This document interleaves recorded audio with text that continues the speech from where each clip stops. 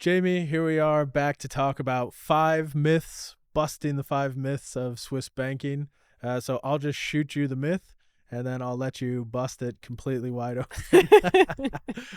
So the first myth is Swiss bank accounts are only for billionaires. This is one that we get the most, actually. It is true that there is a certain level of wealth required to open a Swiss bank account.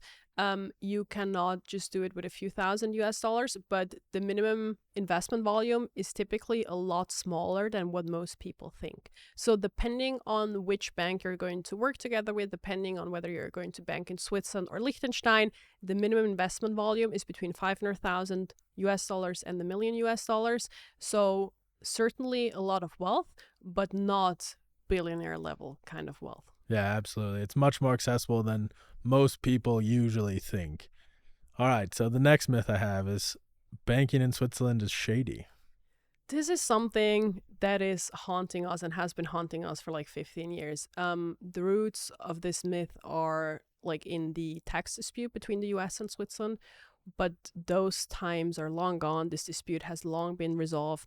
People who focus on US clients offshore, they're typically registered with the SEC. They adhere to the rules and regulations of the US, and they provide US tax statements. They encourage everyone to like file the account properly, pay their taxes on it. So there's really nothing shady about moving money overseas. It's purely for investment and international diversification purposes, for asset protection, privacy protection, but everything's above board with all the local rules and regulations for us in Switzerland here, but also with the US rules and regulations. That's great. The next one is that Swiss bank accounts are for tax evasion. Well, I mean, I already touched upon that in the last myth. There's no reputable Swiss firm is going to help you evade taxes.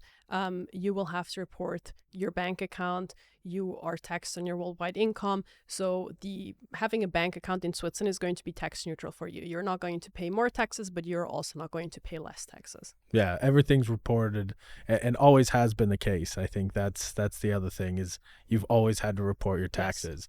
Yes. So I'll leave it at that. The fourth is that opening a Swiss bank account is overly complicated. Yes, I think this is probably the one closest to the truth. It's not correct. It is not overly complicated, but it's certainly a little bit more complicated than just walking down the street in your hometown and opening up a bank account in the city that you grew up in. You have to work with people who understand the cross-border landscape that can guide you through every step of the way. But if you work with professionals who do this on a daily basis, you will be fine, and it's not going to be extremely complex. Opening up the bank account will take a few weeks. There is some paperwork involved, but again, you will have professional guidance along every step of the way, and it is absolutely doable. You will have a little bit of administrative work during a few weeks for then a lifetime of peace of mind. Absolutely. I think that's great. And the final one that I'm surprised I get this one more often than not is I have to go to Switzerland in person to open the bank account. Yes, that's something that I get asked frequently as well. That's not required. You don't have to go to Switzerland to open a bank account. You're welcome to come by our office any day. We are always happy to welcome prospective clients and current clients to the firm. Our positivity officer, Henry, is always happy as well to meet new people in the office. Obviously, you will have to be identified. We will need to have like a notarized copy of your valid and signed US passport. Like there's no number bank account. Like we will have to know who you are. We will have to have in-depth conversations with you. But that can be done over video or telephone. There's no need for a physical meeting. But then again, we also travel to the US quite frequently.